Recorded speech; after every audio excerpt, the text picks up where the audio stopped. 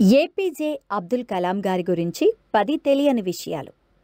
అబ్దుల్ కలాం గారు 1931 అక్టోబర్ 15న తమిళనాడులోని రామేశ్వరంలో జన్మించారు. అతని అసలు పేరు Avul Pakir Jainulabdeen Abdul Kalam.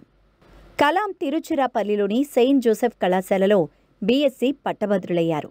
Madras institute of technology నుండి ఏరోనాటికల్ ఇంజనీరింగ్లో పట్టభద్రులయ్యారు. 1958లో భారత రక్షణ పరిశోధన అభివృద్ధి సంస్థ డిఆర్డీఓలో శాస్త్రవేత్తగా చేరారు. అగ్ని-5 బాలిస్టిక్ క్షిపణి అభివృద్ధిలో కీలక పాత్రను పోషించారు. 2022 జూలై 25న భారత రాష్ట్రపతిగా ప్రమాణ స్వీకారం చేశారు. అతను భారతదేశం యొక్క మొదటి స్వదేశీ అణుక్షిపణి ప్రాజెక్టుకు నేతృత్వం వహించారు. దీని ఫలితంగా అగ్ని క్షిపణి అభివృద్ధి చేయబడింది. అతను భారతదేశంలో అణు పరీక్షలకు నేతృత్వం వహించారు. ఇండియా 2020 వింగ్స్ ఆఫ్ ఫైర్ వంటి ప్రముఖ పుస్తకాలను రచించారు.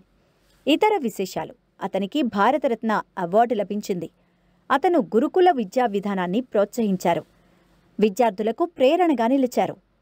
ఆయన 2015 జూలై 27న షిల్లాంగ్లో మరణించారు. మీ జీవితంలో కూడా కొన్ని జ్ఞాపకాలుంటాయి. వాటిలో కొన్ని మధుర క్షణాలు మాతో మీ కామెంట్ ద్వారా పంచుకోగలరు.